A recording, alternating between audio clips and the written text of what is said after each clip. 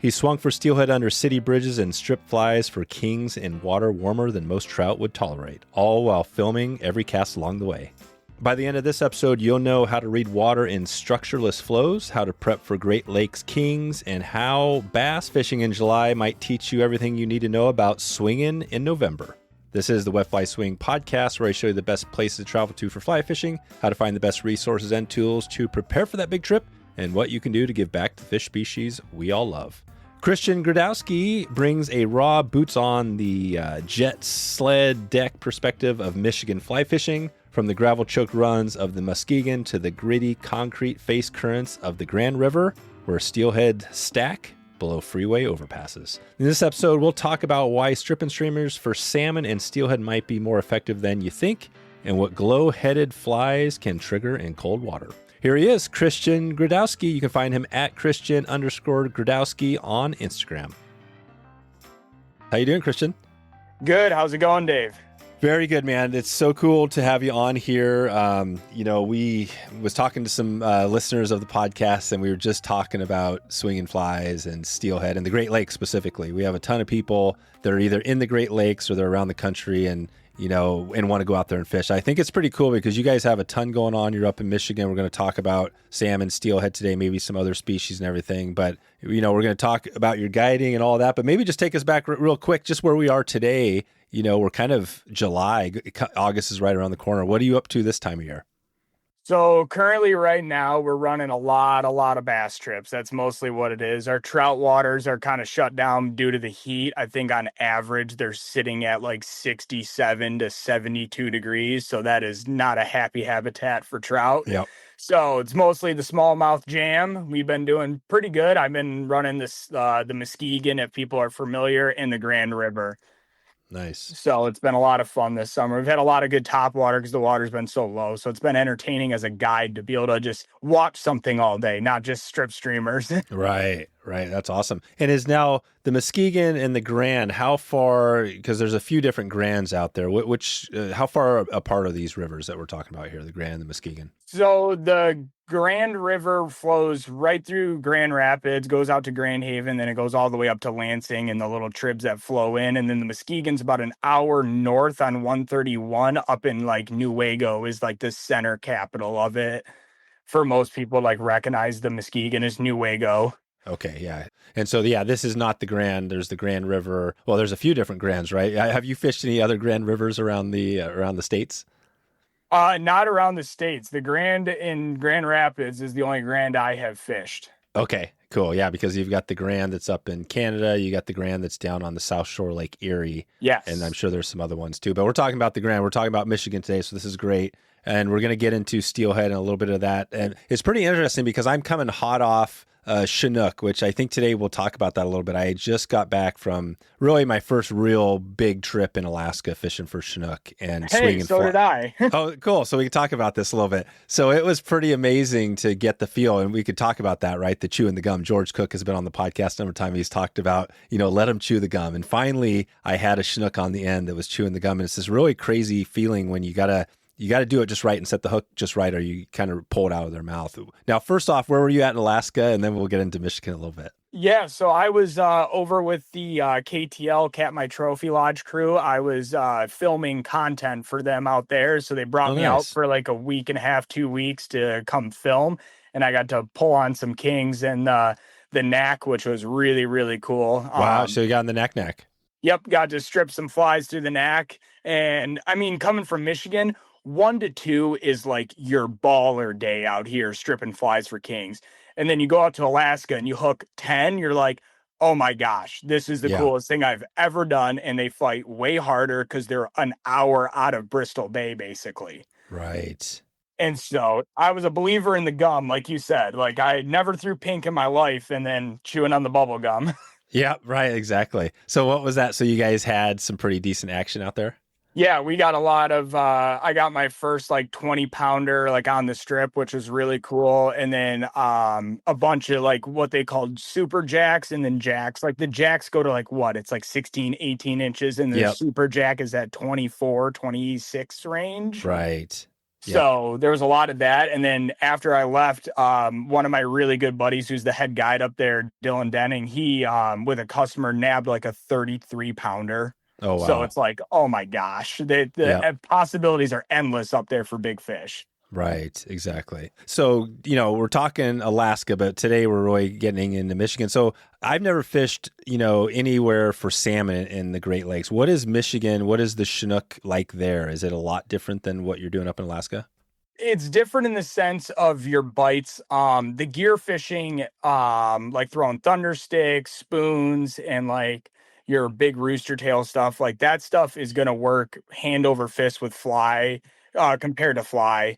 But it's honestly, it's identical, just different colors. Like same fly, same size. Your chances are very limited in Michigan. I don't know if that's due to they sit in lakes longer and kind of get stagnant and then they push up. Like I feel like where all the Right, guys are trolling the lakes, if those fish just came immediately in, I bet we'd probably right. have better numbers of fish on the strip and things like that. But I mean, we're dealt the hand we are. We just have fun with it. I mean, it kind Yeah, of is more rewarding that you do end up with like 2 or 3 Michigan Kings in a day. It's like I worked my butt off for this. right. No, that's awesome. So there is a chance. So you guys are hooking into them. Like, and are you swinging flies for the Michigan Chinook? So you can, I only swing them if they get up on gravel and I got a guy that wants to catch them. When they're on gravel areas, it's really hard to strip them because you end up snagging fish and you don't want to do that, right? You're running through a run. There's so many of them Oh, yeah. congregated. So what I will do is I will come off of the gravel and sit in the dark spots like you would for like a trout or a steelhead behind kings, and I'll swing through the back ends of that to look for like the aggressive males that are trying to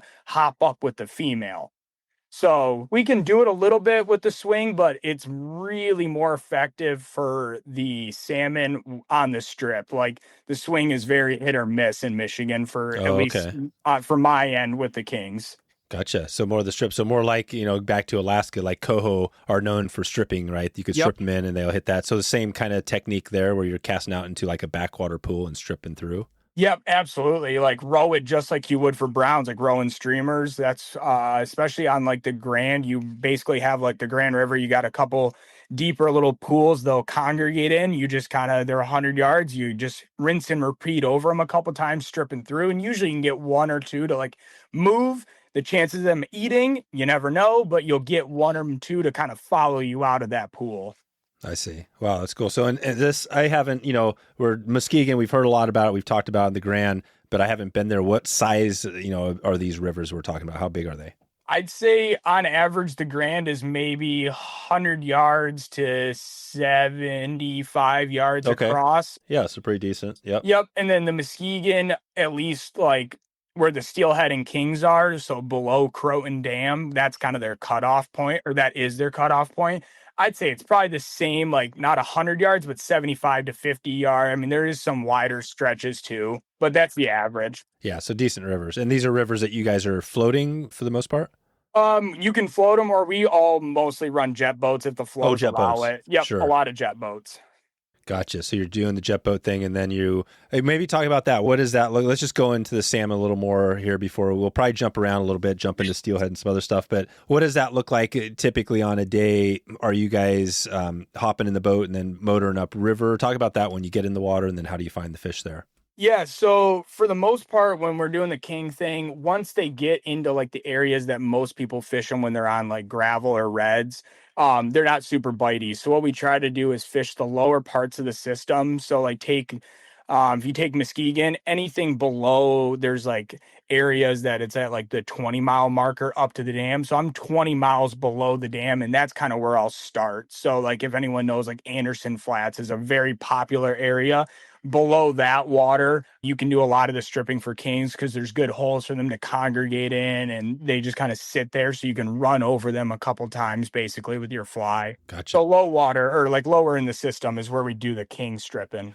Yeah, lower in the system. So as close as you can get down to, the lake, essentially, the Yes, better. exactly. It's interesting because, when you look at the West Coast, the further, you got Alaska where these really aggressive Chinook are. But as you go further south, the more you go south down through the lower 48, the harder it seems to get fish to come take a fly. And I'm not Oh sure yeah. exactly why that is, but it's true. And it's the same thing for you guys. You deal with that too at the lake, is that it's just not like Alaska. These fish aren't just, I don't know what it is, right? But it's the same deal.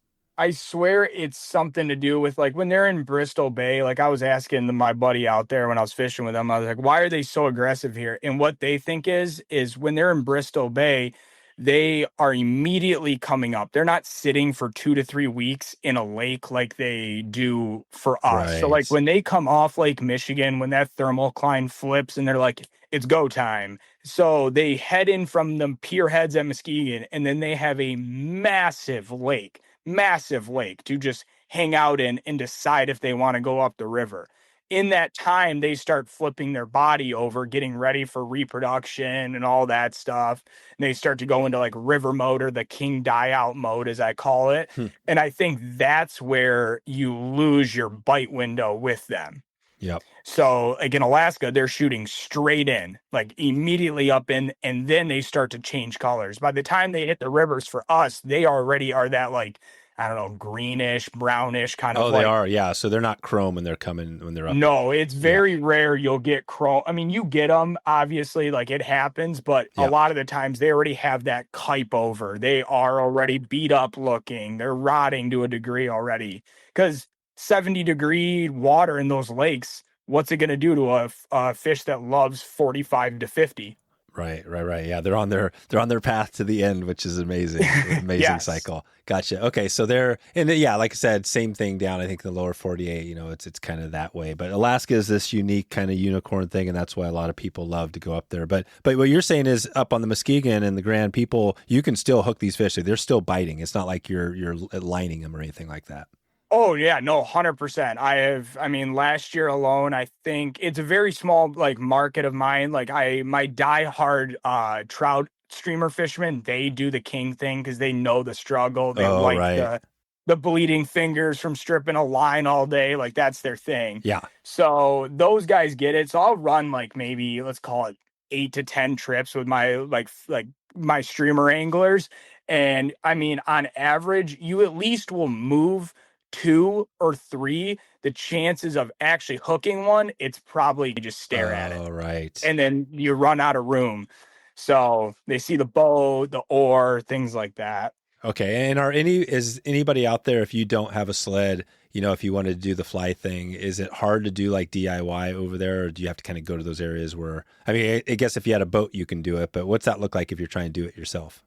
No, wade fishermen could there's a couple of rivers, like I don't want to name Yeah, drop a sure. river, but if you know Michigan, there is one river that is like super wadeable that gets a really good run of kings and steelhead. I don't want to like No, name drop, no, it's a smaller river. we don't want to burn anything. No, definitely not. But if you know, you know, and if you want to figure it out, there's one small river that carries kings and steelhead, and you can easily strip through that entire river. And then don't let me be the bear, like, or like the downer here, but like the tributaries that get kings, some of those kings will still bite. Usually it's that later window once they've hung out with that female and spawned, they get into that like full boot mode, and Hmm. you get those zombie bites. Like we'll have zombies chase flies a lot. Wow. Like you're asking about swinging them. A lot of times I get bycatches on early steelhead swing trips on boot salmon. And what's a boot salmon?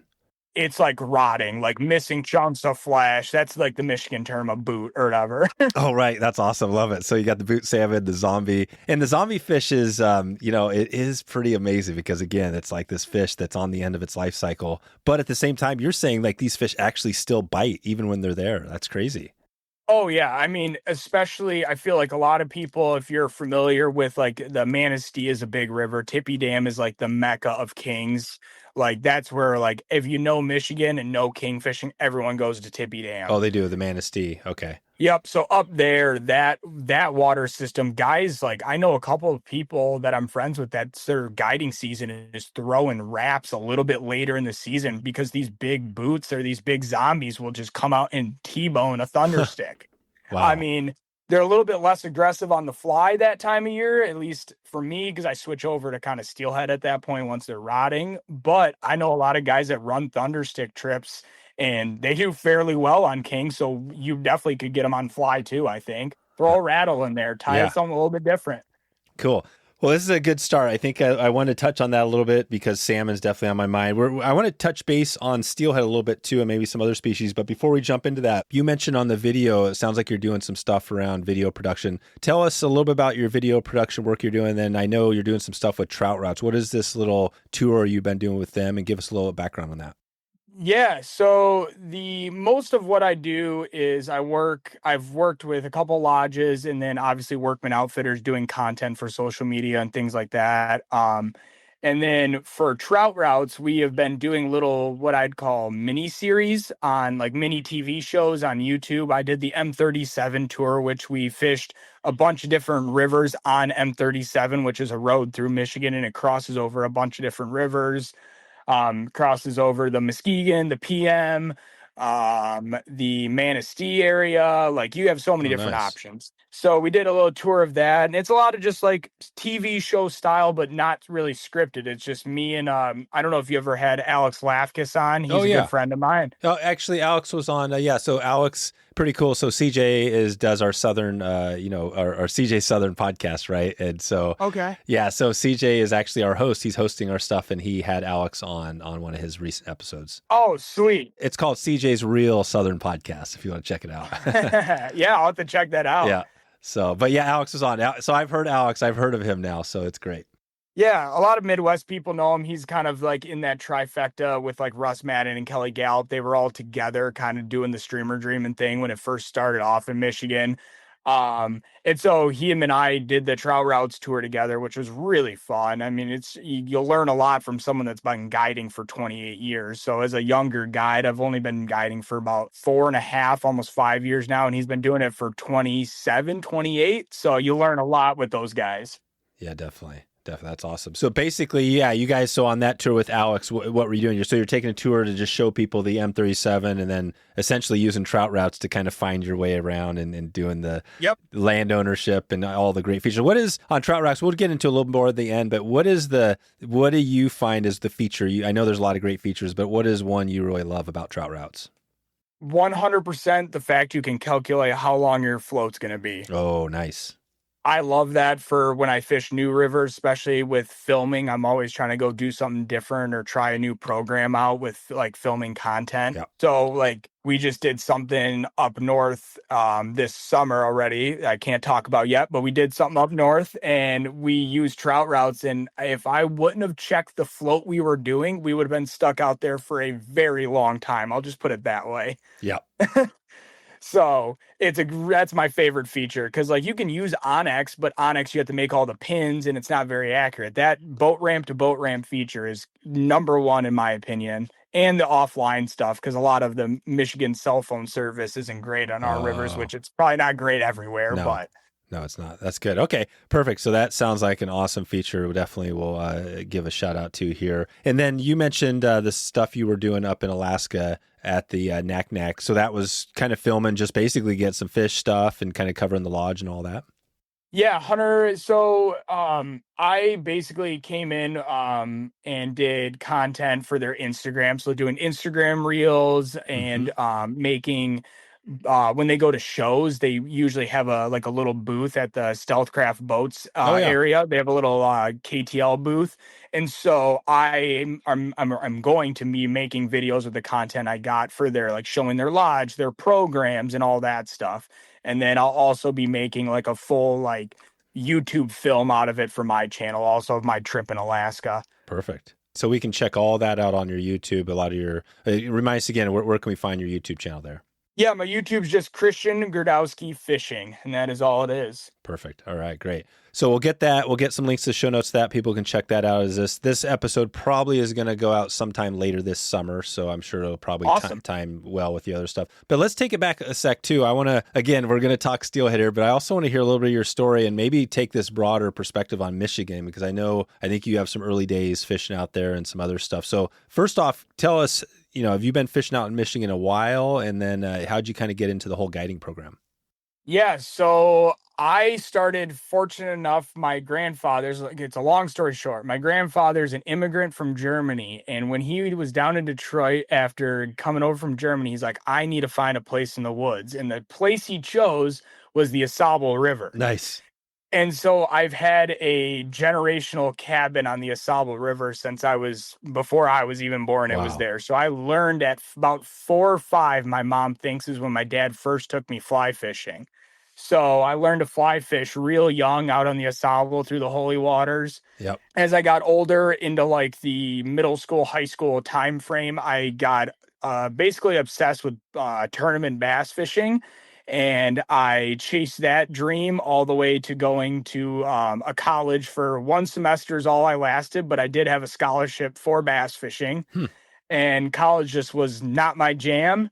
And after I dropped out of college, started filming with pro wakeboarders, which is kind of a really weird Hmm. side quest of my life. I got to travel around with a bunch of pro wakeboarders and film content and film their contests, like entries, basically.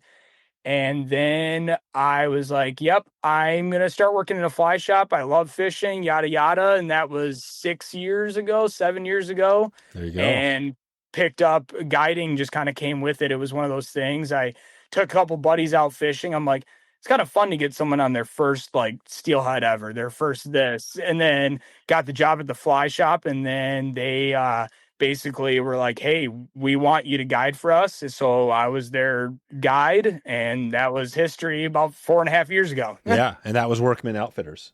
Yep. Yeah. I started with another fly shop, and then I moved over to Workman because I was after working for them for a little bit. I left them to go solo because I wanted to just run trips, not work in a shop because it was just kind of taken away from trips.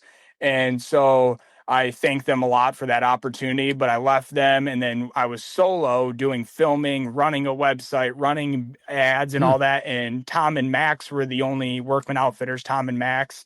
They were the only ones else fly fishing on the Grand. And they're like, hey, you should join us. And I'm like, cool. I don't need to run the business side. I get to do what I'm just good at. Sweet. There you go. Yeah. Yeah. And so in the filming, it sounds like it's something you've been doing for quite a while, not just fly fishing, but before that. Oh yeah, filming. I mean, no one will find them, but there is an old YouTube channel of me making bass fishing tutorial videos Cool. when I was about like 12 years old or 10 years old. And then I was a skateboard kid and snowboard kid. So I grew up filming that stuff and then transitioned into wakeboarders when I was like getting paid, like paid work. That was my first like paid gig was wakeboarding stuff. I see. So you got a little bit of the skating and all that stuff in the Yep. background. Cool. And then you mentioned the Asable, which is kind of up north, right, more towards Grayling, Michigan, and Yep. and then you've got all these kind of really famous names of whether it's the Asable, you've got the Manistee up near kind of right up north again, Traverse City area. You got the Muskegon, which is down south, and then everything over across the state to Detroit. I mean, what do you think when you think of Michigan? As far as species wise, is there one that's overwhelmingly like the fish that people are kind of going for? Or what's that look like if you had to narrow that down? I swear it depends on where you're at. I think so I grew up originally near Detroit area and then I moved up to the Grand Rapids area about 8 years ago. And I will say everyone near Detroit is obsessed with trout fishing. Oh, And really? so was I. Like it's the easiest way to get north is on 75, hour and a half, you're fishing trout. So then you move to the west side and everyone's obsessed with like your steelhead, your king fishing and all that. You go north and they're kind of mixed in with everything. So it's like every little part of Michigan, I feel like has their own little like obsession is how I like to put it. How long does it take to drive from Detroit to the Osable River? About 2 hours and 20 minutes, if that. Oh yeah, not bad at all. No. Yeah, so you're basically crossing the state in less than 3 hours. You're getting, Yep. or well, at least north to south. Yeah, cool. Okay, and so you spend your time though at the shop. Like we talked a little salmon. It sounds like you even have a coho program, which is interesting, and then steelhead and pike and some of the other species. Is steelhead definitely a big thing that you're spending a lot of time on throughout the year? Oh, 100%. I think it's like by far technically our longest season, like mid-October, end of October, all the way until I ran my last steelhead trip April 22nd, I think, or 23rd this year. So if you look at it on pen and paper or a calendar, you're fishing steelhead a lot more than you're fishing bass, technically. Yeah. You are. Okay. So steelhead, and that's great too. And I think what I'd love to do is just kind of break down that fishery a little bit. I think when we were up there, we were a little bit further towards, out of Ohio, but I know there's some similarities there. What does it look like for steelhead? Do you kind of have that, that fall, early and then the winter time focus, or talk about, when, if somebody's thinking about a trip, when they can kind of have a chance at a steelhead? Yeah. So if for a trip standpoint, I tell everyone November, 100% for your fall, like scream and drag steelhead swing bite. Okay. That's when you want to book a trip. It's not guaranteed, but that's when you're going to have the most fish in the system. Now, if you're just a guy that wants to get really into it, I have started as early as October 7th and I've hooked a steelhead. I think on October 8th, when I was doing the filming for this short film I did for Grand Rapids, I was doing a steelhead film, and then we started filming at the start of October. So you can do it really early. Some trickle in. It's a grind, but you can do it. But then you work into November. That's prime time, swinging streamers, screaming drags, just absolute airborne tail walking steelhead. December, I always love because no one's out there because it's really cold, but the bite stays pretty good as long as it's not like freezing. But by January, I'd say we're pretty, our fish have slowed down. It's a lot of like nymphing and indicator fishing. But I will say, like, coming out of that window in mid-February, that's when I start stripping for steelhead and swinging for steelhead. So I start running strip trips for steelhead. You can do it in the fall. Like, obviously, I just like the fall swinging a lot more than stripping them. But when it's February and you want to keep your body moving and not just stand there and hold your pole vaulting pole, right, you can definitely strip flies for them and do fairly well all the way until they get on them reds. Oh, wow. So that's in February. And does this now, what does the stripping for steelhead game look like? Is this something where you're out of a boat similar to the salmon? Yep, same exact thing. Like, you can do it out of your drift boat. You can do it walk and wade style, just cover a lot of ground, and you can do it out of your jet boat. It's a program that I shouldn't say a program. It was Russ Madden is like a diehard strip angler for anything that swims, breeds, or anything that's just Russ.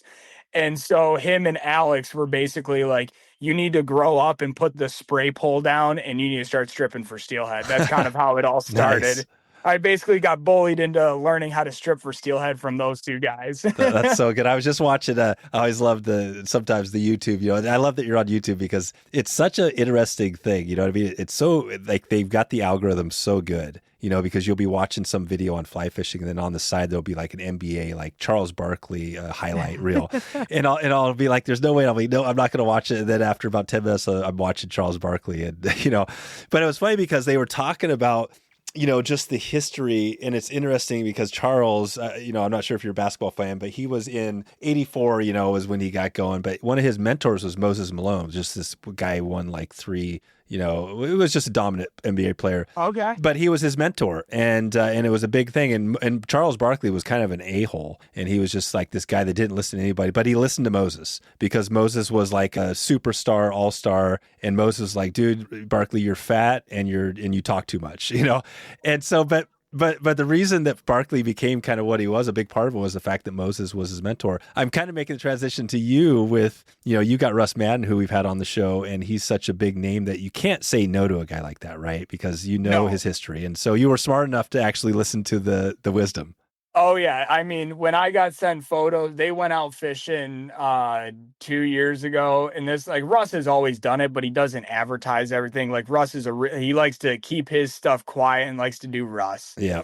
And so I got sent some photos. They're like, yeah, you need to learn how to do this because you suck at guiding if you keep throwing spray poles. And I'm like, oh my gosh, guys. Right. And what are the spray poles?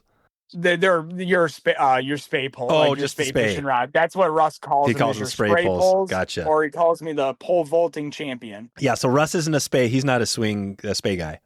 No, he is. I mean, he used to be. It's what he always claims is that he used to. He can still do it, but he'd rather strip them. That's his big joke. Gotcha. Okay, so Russ is so the stripping and yeah, maybe let's describe that a little bit. What is that? How would somebody, again, they're listening here, we'd love if they could check in with you, get a trip, but if they can't do that, how would somebody strip describe what that looks like for steelhead? Yeah, so the best way I explain it is you can 100% throw your regular streamers for trout. Now, if you want to double your odds, you're basically taking any streamer pattern you have and making the biggest egg head thing on the front end. So, like if you took Russ's circus peanut, he calls it the weaponized nut. He takes a bunch of chenille, like bright orange, chartreuse, pink, and puts that as the head. So, like a big glowing orb at the front of the fly as an attractor in. So take any streamer pattern and make a big orange hot spot, or just make a big like egg hot spot. Anything you throw egg wise color, throw it on the front of your streamer. The next thing you're going to want to do is get some sort of sinking line, and you're going to fish all of your transition waters as steelhead are going to be moving up. That's why I always like that February is those steelhead are moving to go get ready to spawn. So you can catch them off guard, and they seem to be a little bit more snappy in that time frame because I feel like in the fall they're chewing, and I'll be honest, I like catching them on the swing rod in the fall.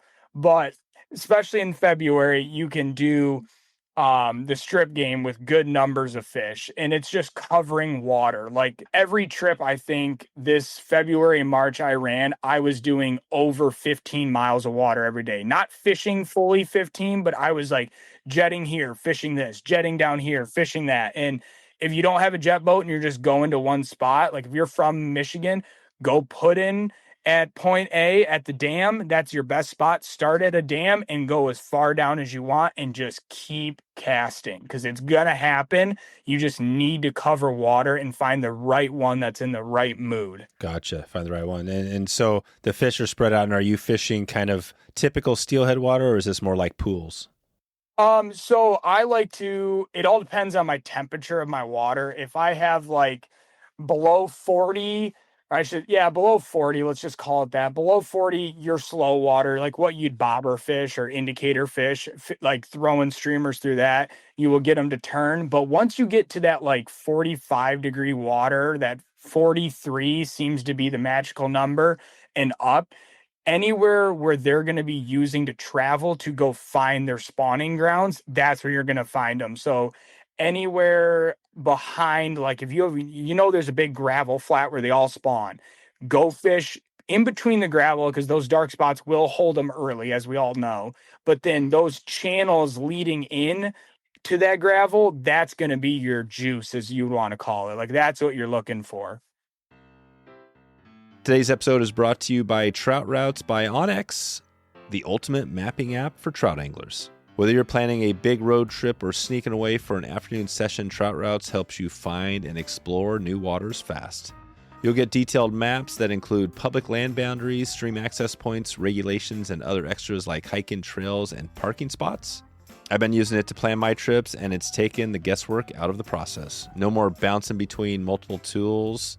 Everything you need in one spot. Give it a try right now at wetflyswing.com/troutroutes and download the app to start exploring smarter today.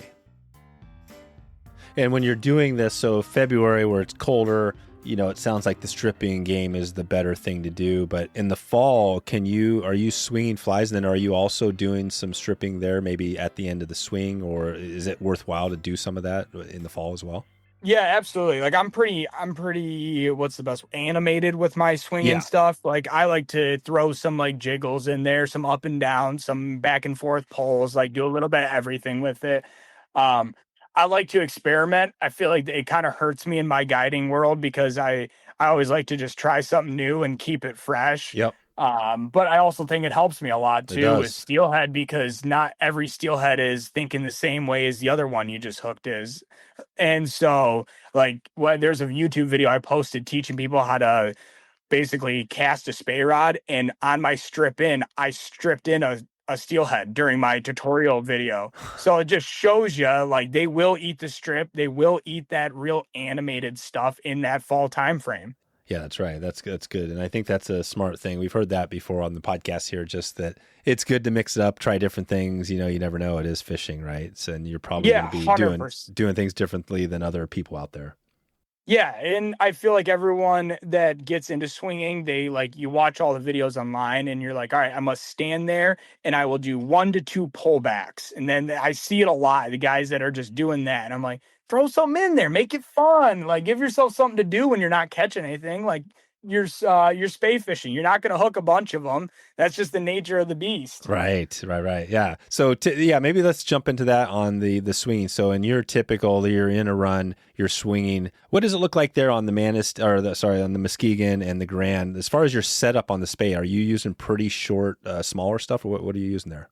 So the Muskegon, I run. I got to think. So on the Muskegon, I run 11.6s. Okay. Yep. And I'll go up to 12.8 is the biggest on the Muskegon. Because a lot of the times the Muskegon, you're fishing a very niche spot, or like a spot that's like not all the way across the river. You're not trying to cover a bunch of ground. You're fishing one log jam that's sitting right there, or this couple boulder piles. Like you're fishing shorter stuff. The Grand, I have 13.6s, 13.8s, 13 flats. Like I throw the big stuff as far as you can cast, cover the water. The Grand is very featureless, I would say, below town, so below Grand Rapids. So it's a lot of sand with like scattered wood here and there, maybe a boulder mixed in. So what you're doing is you're just trying to draw attention. So cover that ground, make a long cast. Yeah. Or if you can find concrete, it's an urban fishery. Concrete holds a lot of fish on the Grand. It does. So concrete is good out there. Concrete slabs are good. One of my favorite runs is one chunk of concrete, and I always pull one off it. Nice. Like I usually get a nip, or I'll get one on, but I always get a bite on it because there's no structure. It's all sand, and then there's one. I think it's like 6 foot wide and about 2 foot thick chunk of concrete sitting right in the middle of the run, and there's always seems to be one behind it. There you go. That's sweet. So yeah, you have some of the shorter rods, and Muskegon, the Grand's a little bit bigger. And then are you kind of like 6 weight, 7 weight? What sort of weight rod are you using there? So we run 7s are my short ones, and 8s are my 13-footers. So my 12 and 11s are 7s, and then my 13-foots are 8s. So all like 560, 575 grain, 550 on the lowest for the 13-footers, and then 475 is about the lowest I'll go with those 11s. Okay. And I mean, change it for your customer too, or like if you're learning. I always seem like the heavier lines help people that are learning because you can get more of like a lob out there and you can get more used to it. And then once you get dialed in with the swing, like if like a couple of my real good repeater customers, they like a lighter head and they cast it a lot better. And I've seen that a lot too, even with myself, like the lighter heads, like you get more accuracy, I think, sometimes out of them. Yep, gotcha. Okay, and what are your? I guess you guys are probably throwing like Skagit with kind of the normal sinking lines and stuff like that. Yeah. Yeah, all depending on flows. Like here, T14. I've had times when the Grand floods, I'll go up to T17, but usually it's T14 to T11 for the most part. And then I miss it, and I wish SA would bring it back. And maybe if SA hears this, they'll bring back their intermediate Skagit head. Oh, okay, intermediate Skagit head. Yeah, good. Yep, no one makes just a plain intermediate anymore. Oh, they're all the integrated, right? Integrated heads now. Yep, they're all integrated, and I'm a believer in the wintertime, just pure intermediate. I stocked up before they were discontinued. I got like 6 left. Yeah, because it's interesting the way it's all about turning over the flies and the stuff, right? Like we were talking about the Chinook. You're out there casting 9, 10 weights, and these are bigger 14-foot rods because again you're tossing heavier stuff, bigger flies. It makes it easier. Here you're using a little less because it's not as big, but the fly lines are a big part of this because the fist, right, the floating intermediate sink tip, the idea being there, it makes it easier to turn these flies over. But the full intermediate, it seems like that would be a little bit harder, just like a full sinking line would be harder to turn over. Is that the case, or why do you like the intermediate?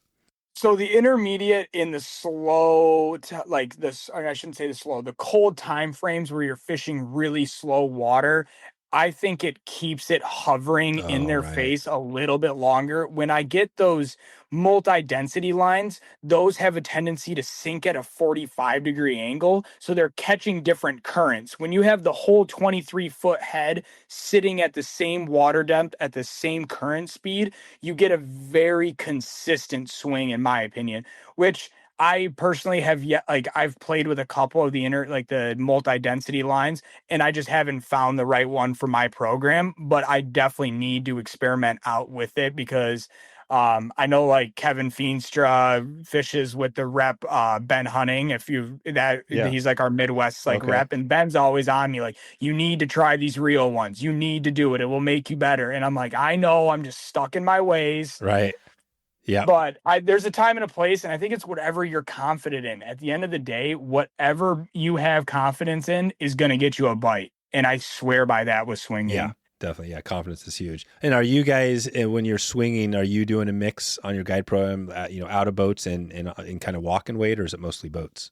So the Muskegon, you could do it. I never do it because I mean, I'm a little scared to let, like, if I don't know the person's abilities walking through the water, I am definitely a little bit more nervous because um, the water we're fishing on, say the Muskegon, there's definitely areas you can do it, but you could end up in a situation where you get a fish, you go to walk, and all of a sudden it's a hole or it's a big rock they slip on. So I like to keep people in the boat. The Grand, I definitely don't let them get in the water for the Grand because that is at least if you're in town, the guys that wade downtown Grand Rapids, they have it's like a map. You have to know how to wade that river. And personally, I don't even feel comfortable wading it when it's like in the winter. One, it's if it's cold and you fall in, then you run into issues there. But two, there's a lot of like, oh, it's 1 foot here and it drops to 5 foot here. Right. And so I see it when I'm out there guiding. At least if I ran 7 days in a row, I'll at least see one person slip off like a ledge and fall into like a 5 foot hole and have to like get up onto the shelf, and then they're filled with water and they're waders. And I just don't deal with that. And we have coffers and low head dams that we're dealing with too down there. Yep. So a lot of that adds to my worry as a guy getting clients in the water for it. Yeah, definitely safety is big. And are you able to like downtown Grand Rapids? Can you fish swing out there? Yeah. Oh, like under there's a big blue building that I feel like most people see in Grand Rapids Uh-huh. photos. It's called the Vernum Building. I fish right in front of that. We fish right at the front. It's a pure urban environment. Nice. That is so cool, right? And so there's runs that's pretty cool. Yeah, and you have a dam, like there's some low head dams in that area, so that helps to kind of regulate the flows. Is that the situation with the Grand? Yeah. Yep, that's what they basically had him set up for, was the flooding downriver, so it didn't flood out the homes lower towards like Grand Haven and things like that. But they're currently, which they should have started, I think, they're blowing them up. They're getting rid of them and they're putting bedrock in to restore the rapids currently right now and bring new habitat in that is not man-made. And the big push is to make spawnable gravel in Grand Rapids again, because a Wow. lot of like the rock down there is like, I call them like 1 to 2 pounder rocks up to like 5 pounder rocks. Like, like they're like almost like a foot wide, like the big ones. A steelhead and a king can't spawn on that. And by like getting the water to turn up more, we might get our like that pea gravel again, where it's going to be spawnable habitat for these fish. Wow. So they're removing the low head dams and putting in more natural habitat to hope to get steelhead spawning in that main stem area. Yep, I'm real excited for it. Hopefully they're working on it right now as we speak. They should be. Yeah, that's really cool. No, it's amazing to think that the fish are actually spawning in the Grand. You would think that they would be maybe up in tributaries. Are there many tributaries to the Grand? There's more than I could count there's lots. Okay. on my hand. Yeah, there's hundreds. And if you go to any of them during early time frames, you can figure out which ones hold like migratory fish, because the kings and cohos will stack up in front of them before they push in. And I've learned a couple little sneaky creeks for fun fishing. Just I'm like, oh, there's a king there. There's got to be steelhead here in a couple weeks. And I've gone in and caught a steelhead. Yeah. Wow, that's cool. So there's a lot of opportunities, and you're in kind of one of these meccas there. Again, we're not going to touch on everything around steelhead, but just some high level stuff. We talked a little bit about the gear and everything. If somebody's wanting to target some steelhead there, what are you telling them to maybe have, or maybe you could take this, like, what are some things you see people doing wrong out there? Do you see a lot of mistakes being made? What would be the advice you would give to somebody listening now? Ooh, mistakes. I think there is definitely mistakes, but I feel like we all start somewhere, right? And I feel like I'm trying to think the best way to put it. Like, Basically, it's not mistakes they're making, it's water they're fishing. I feel like Right. that I see a lot of people swinging water that I'm like, I wouldn't be doing that. Right. And that's hard too, because, right? Because Yeah. to choose water, you look at the water and you're like, okay, you got the whatever steelhead water is, 3 to 5 feet. It's got the walking speed. But sometimes it's hard to see other than that. Like, okay, what's down there? Where are the fish? So, how would you explain that to somebody to help them know where to find good water? I live and die by this. Go fish bass in Mm, a smallmouth, identically sit almost in the same spot steelhead no were. Like kidding. Will, I have seen it on the Grand. I have found most of my sneaky swing spots on the lower end of the Grand, so heading towards Grand Haven, like out of the city, because I caught smallmouth there, and I have caught scams there fishing for smallmouth, like throwing a crankbait for a smallmouth or stripping a fly. You'll catch a skamania, a steelhead Oh, every now Skamania. and then. Yep. Yeah, sorry, I say scam for Yeah. sure. Yeah. Right. Skamania, yep. And I have gone to those spots when it's steelhead time frames and caught steelhead out of those spots. And I'm like, that looks good. And there's smallmouth in it. And I swear they sit in the exact same zones. And in the during the filming of the first video I ever did with trout routes was all about Grand River steelhead swinging and all that. Multiple times I caught smallmouth swinging early in October and then would catch a steelhead shortly after. Right. That's so And cool. yeah, so I would say go learn in the summer and go see the runs in low, clear water and figure out where smallmouth are sitting and go back there when it's steelhead time frame. Yep. Wow, that's an awesome tip. So you get your early intel, get out there and figure it out. And do you find that water, I guess, flows come up? Is that typical how the summertime you got low flows and then towards the fall they come up, or are the flows pretty regulated at the same flow? Oh, it's whatever Mother Nature gives us with water. The Grand can fluctuate. I think right now it's at like 2,200, I think. And so a couple days ago, it was at 1,100, and we got one rainstorm and it bumped it up 1,000 CFS. Yeah. It's a big drainage ditch, is the best way to explain the Grand River. It's a big drainage ditch with a bunch of creek arms or tributaries that come in. So all that water gets pulled into a slow moving river that doesn't have a ton of gradient. So it just trickles on out. So if you get rain, it's up. If you get no rain for a while, it's way down. There's nothing feeding it. Yeah, way down. Gotcha. Okay, so that's the Grand, and you got the bass water, and it is the typical water, like you're saying. I mean, you're in some of these urban areas, but is it pretty much? Maybe describe what that bass or steelhead water looks like. Do you have a certain level, or are you just looking for structure? Okay, so biggest thing for me is finding structure, finding something, because I'm fishing a structureless river by the technical terms. Like we don't have a log jam that's holding a bunch of fish. Our log jams are up in 2 inches of water because the river's so wide and it has like basically a cut to it, or it's like there's always like a center trough that runs. That's your deepest spot, if that makes sense. So everything on the sides is really, really shallow, like a foot or less. So everything I'm fishing is main river structure. And if you go out to the Grand or you got a river that you're fairly familiar with and it's just structureless, the only structure that's in there, that's where those fish are going to be.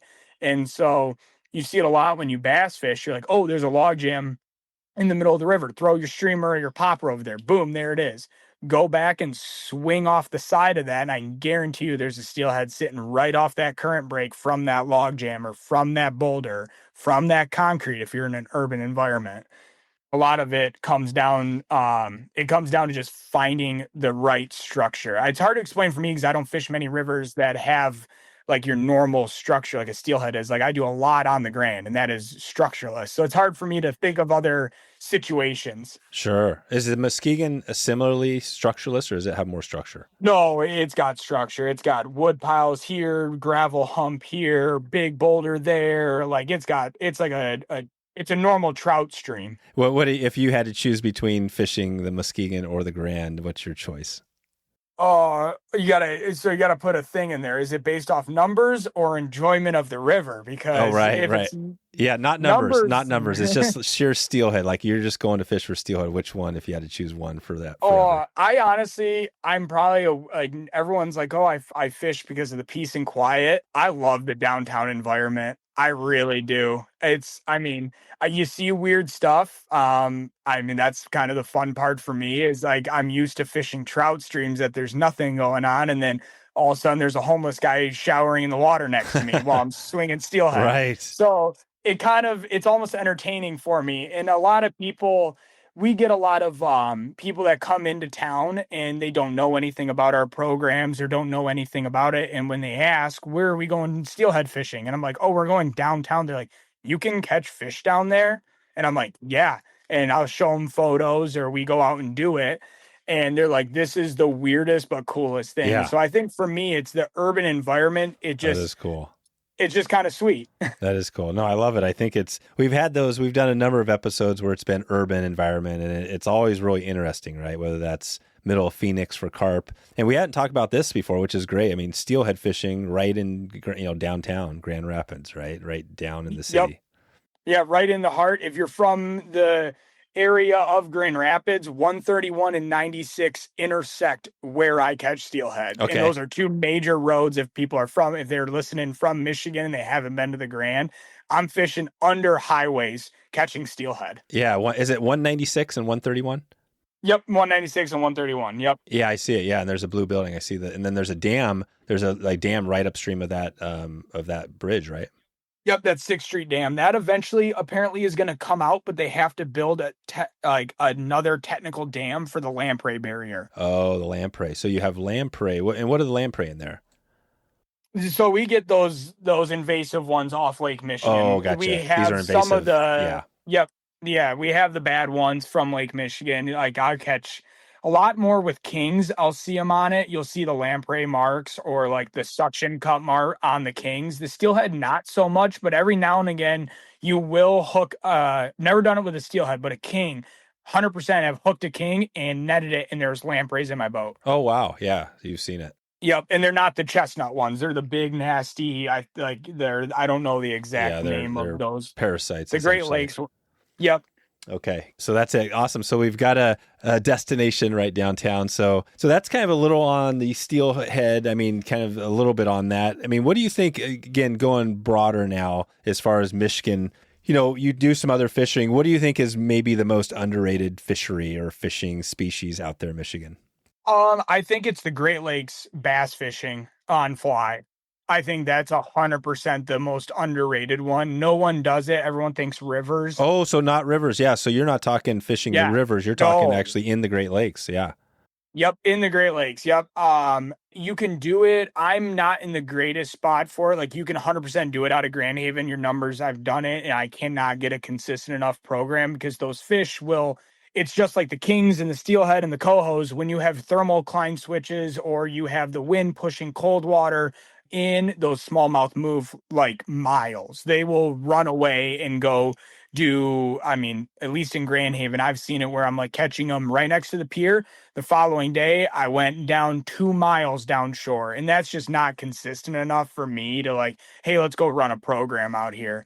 But like on the Lake St. Clair, because I grew up near Detroit, so I fished Lake St. Clair with flies. You have the Traverse City area. Like if this is a plug for Alex, but if anyone's looking for a trip for smallmouth, Alex is your guy for like Traverse City area smallmouth on the fly. That's Alex Lafkus.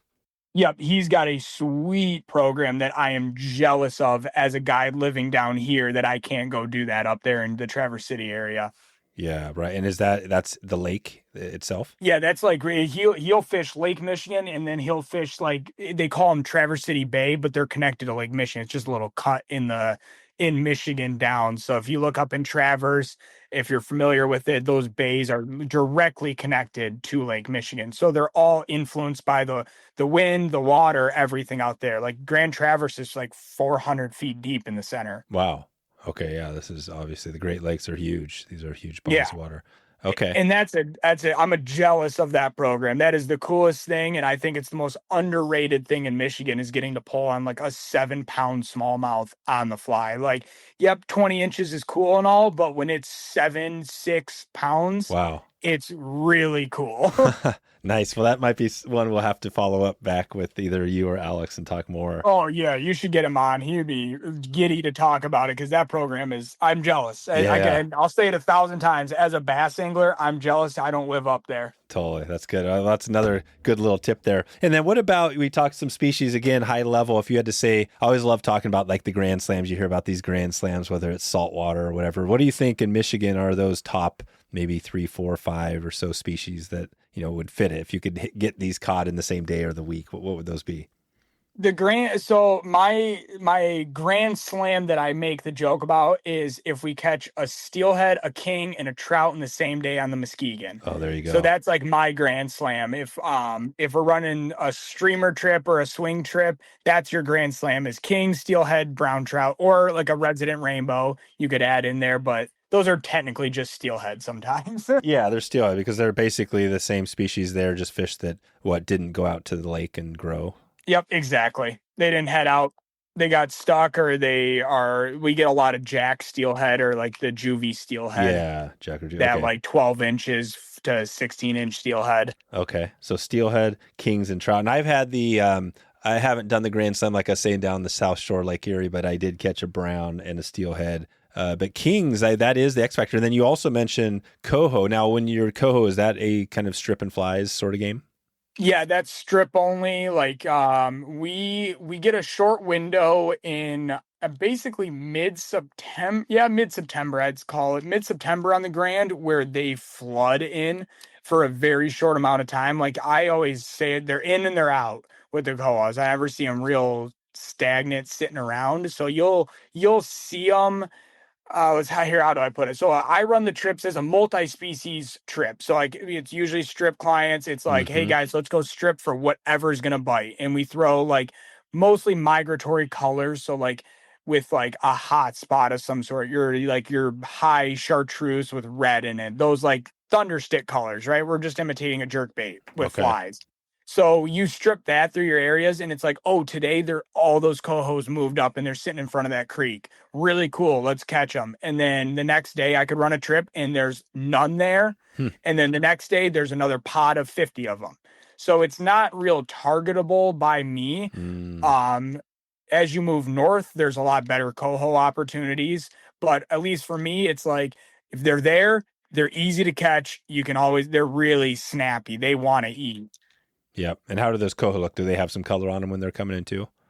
Yeah, they get kind of so sometimes you get the cool fire truck ones, but for the most part you get them kind of like darker, like they get kind of black looking is the best way to describe it. It's like a greenish black, like a really dark olive sometimes. Yep, right. And are those fish, can you keep any of those fish? Or if you hit them right, can you eat any of those salmon?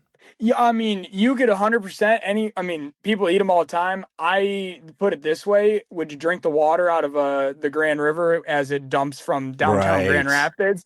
That's my argument. They're in there for a short time. I'd rather just go to Costco and buy some salmon. Right, buy some salmon, exactly. Some fish that are coming from the open ocean sort of thing. Yeah, that's my little thing. But 100% you can eat them. I've ate them before, but like, I mean, if we kept fish, I put it this way, like if there's not guides not doing catch and release, you're losing your fishery really quickly on at least the Grand, at least. Yeah. 2 years ago, I caught a steelhead under the 96 bridge and it had a big yellow mark on it. And about 3 weeks later, a buddy of mine was running a guide trip and he caught the exact same fish 3 weeks later in the exact same spot.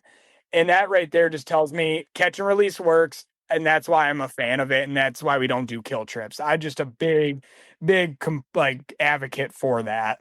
Yeah, definitely. Yeah, because it's a pretty easy one. You kill that salmon or whatever, and it's not going up there to spawn for sure, right? The ones that make it back. So, okay.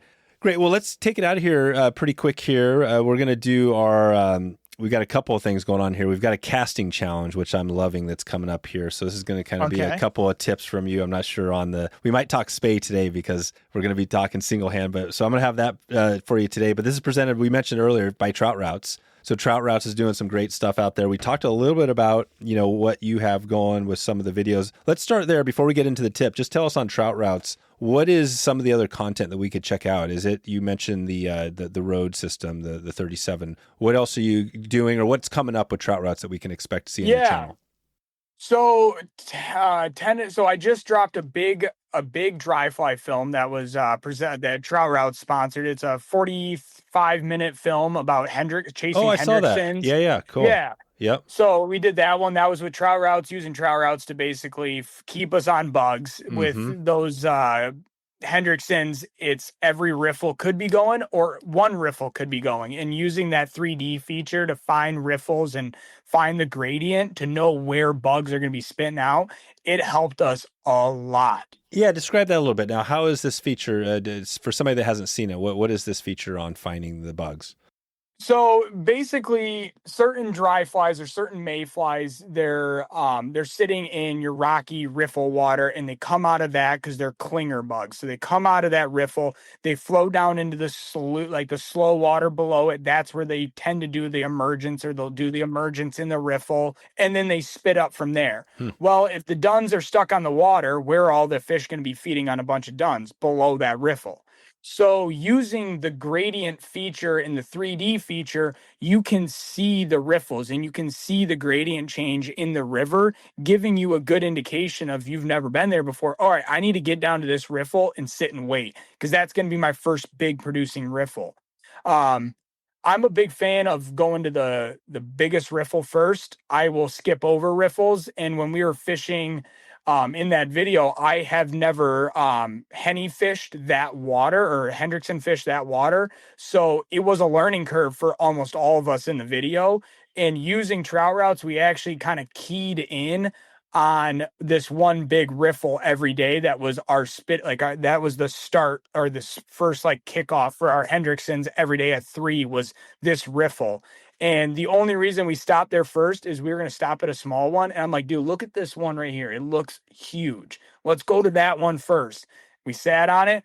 Immediately the bug started going, and we caught our first trout in the video right there. Yeah. The other feature I will bring up real quick that we used a lot, and I think more dry fly fishermen need to use it, is you're not going to be a hero in one day. You have to put your days in for a big dry fly fish. And the way to stay on top of that is, what we learned is pinning locations on the water and taking a picture of the spot they were rising helps you a lot when you're doing multiple days in a row, remembering where that one fish rose. There's a fish we caught, my buddy Connor caught it. We saw it on day 1, didn't see it on day 2 because we actually set up on top of it. And so when we were going down river, it went after we sat on top of it, and I took a picture. I go, that's where it is. I'm marking it. The next day we came in, looked at the picture. All right, he's off that little boulder there and there, yada, yada. So we pulled off to the side. He made the cast after it rose a couple times, and we caught him. So that right there, I'm a big fan of that pinning feature, with the ability to post a photo within your pin and give a description like this log off the right corner with a little bit of moss on it, and then you take a picture of it. That is a really cool feature I think more dry fly anglers need to use. Oh, that's sweet. Yeah, and you can embed whatever information you need. You probably get the flows and whatever weather, anything you wanted to. Yep, you could add it all. And then too, the fact they added that stream flow thing, I could talk about this for hours. The stream flow thing is my favorite feature. I don't have to go to 50 freaking websites anymore. I can just click on the river system. That is my favorite. That is huge. I know. Yeah. But the days of going and searching all the USGS and trying to find the right gauge and all that, that's gone. It's all in one spot. Exactly. Yeah, that is good. Awesome. So cool. Well, we got a good shout out to Trout Routes for sure. It's awesome to hear. They keep, I think the cool thing is they keep adding stuff, right? They're listening to their customers and I think with Onyx now, with that partnership, I think that's helping to up things as well. Oh, absolutely. I think it's only going to get better and better. And I think they're still pretty young, in the grand scheme of things. And I think it's going to turn into one of the biggest apps in fishing. Like, it's going to be sweet. It's just like how Onyx took over I hunting and know. navigation. Now they're owned by Onyx. It's going to get really cool Yeah. really quick. Onyx totally did. Yeah, it was pretty much the hunting app. So that's great. And so let's hear on a tip. So casting, I think, we were out there spay casting. I had a day, I got to say, this is, I was fishing one day with Floyd. He was, our guide on the river. And I just had one of those rough days. I was going well, and then I just started getting tired and struggling, and it was just a mess. And then I came back the next day, but what would you be your, for somebody who is learning to spay cast, maybe they've already spay cast, what are you telling them if they're struggling to have more success, maybe either before they get out there or while they're on the water? On the water, everyone needs to slow down. Yeah. Yep. That's the biggest thing I see. Everyone's rushing it and trying to get it out there as quick as possible. And a lot of times too, I'm only 26 and I get sore and I get tired. Casting 13-foot rods is hard. Yep. If you just take your time and slow down and make the right cast every time, it's less effort in the long haul and you're spending less energy overall all day. You get a lot of guys that are like gun-ho, like out of the gate. They're like, just firing it out there. And you see by noon, every time, everything gets shorter and sloppier. Yeah, it does. You're tired. It happens. You're using your whole body not your whole body to spay cast, but you're using everything. And those shoulder muscles, everything gets sore after a while. It does. So I'd say slow down for your spay cast. Just take everything and 20% it, like minus it by 20% is kind of what I say in my boat. The next thing I would do is when you're in the off season, I force myself to go swing smallmouth so I don't get rusty on my spay cast. If you're fortunate enough to live near like a smallmouth river that's big enough to throw a switch rod or even a single hand spay, but if you like the Grand, I can fish my full 13-foot rods in the middle of the summer and swing bass. Oh, that's cool. So you're catching bass out there. Yeah, it's really fun. It's not a full program yet. It's real hit or miss. I do it for fun. It's something just basically to keep me not growing rust on my body with my spay cast, because I have done no spay casting through a whole summer once. You get back to go teach the first client of the year how to spay fish, and you're like, oh God, I suck too. Yep, that's right. That's right. So I'd say if you got the chance in the summers to go do it, just go fart around on your local bass river and see if you can swing a bass up. And least it's going to do is make you practice and keep you not as rusty as if you were to just put it away in the closet for the entire summer. So good. Yeah, I love that. That's if you have bass, that's an awesome thing to do. And there's probably some other species you could probably go practice swinging for out there as well. Oh, yeah, like trout. I mean, you can go to, everyone knows trout spay, but they're smaller rods and lighter lines and stuff. So that's why I tell everyone go bass, because the trout spay is not going to give you the full effect as your 12-foot rod or your 11.6 or 13-foot rod is going to do to you. Yeah, definitely. Okay, cool. Well, that's awesome. And I want to give one shout out to John Jacks, who's in our Wet Fly Swing Pro membership group. He was asking some questions about, where to go in the Great Lakes. And obviously it's a big area. But what would you tell John if you were sitting here talking to him and he wanted to go fishing? Where's the best resource to figure out where to go? Let's just say you're in Michigan or some of these other states. Do you go to the local fly shop? Is that usually the best answer? What would you say? So my first answer is always like, go ask your local fly shop. I'm a fishing guide. Everywhere I go, I book trips with guides. Or if I'm going somewhere new, I walk into a fly shop. I am not going to search the internet and trust things online. I'm going to a fly shop. That's number one. I say that with everyone. Like, the reason why I'm able to do what I do for a living and everyone else that guides is because of fly shops. If there was no fly shops, no one would be a guide, because no one would know, no one would have the interest. And that's what it comes down to, the fly shops being the hub of fishing. Love that. Of fly fishing. Two, I would say, you need to download trout routes. I know this sounds like a shameless plug, and it just says rinse and repeat. Yeah. How would you do that? Yeah. How would he take the Trout Routes app and utilize it after he went to his shop, or maybe even before, to use that? Yeah. I mean, if you're in an area that doesn't get anywhere in Michigan, if it's attached to Lake Michigan, it gets some sort of migratory fish. So doesn't matter where you're looking. If it's attached to Lake Michigan, it has migratory fish in it. Even the smallest little creeks off Lake Michigan get them. There's a mud river in Holland, Michigan that gets salmon and steelhead in it. And they probably just die in there. It's all sediment. There's no flowing water, but they do try to go up in it. Yeah. You see someone every year try to do it. So look on trout routes, look at the river you're thinking about fishing or looking up. If it connects to Lake Michigan, you're going to have migratories in it. And so from there, most of the stuff on trout routes too, you can go to the local information. It's going to tell you what's in that river system and what they get too. So I would say number one, though, go to your fly shop, because I mean, when I go out west or I go do anything, I'm going to a fly shop and asking. And if your fly shop's not giving you good advice, don't get discouraged. Go to a different fly shop, because there's plenty of fly shops. Not every fly shop is created equally. And some like to gatekeep. That's their thing. Whatever. Don't care. Go find another fly shop. I pride myself when I worked in fly shops, and I still work with Workman's Fly Shop. Mm-hmm. I try to give every bit of information I can out without like burning something. But we're here to help everyone. We're here for the people, and we want more people into it, because that's how I pay my electricity bill, is helping people get more into it. Love it. Love it. Perfect. Well, let's do a couple of random ones, and then we'll jump out of here. Not totally random, because boats are on what we were talking, but you mentioned the boat. What's your sled? And are you mostly using kind of a sled, or what's your boat you're using out there? Yeah, so I took a G3, which is a common boat. I believe they're Texas swamp boats. And what I did is it came with a jet motor already on it. So what I did was I added casting braces, I added oar locks to it, I added a trolling motor, and then this winter I'm actually moving stuff around and putting some nice decking in, because right now in the summer that aluminum, yeah, it cooks you like a baked potato. Yep, right, exactly. Yeah, so you're gonna do some like decking, just some like what type, like wood decking or something like that? No, have you ever been in like a stealth craft with that like rubber mesh netting? Yeah, I've seen it. I haven't floated in one, but I think I know what you're talking about.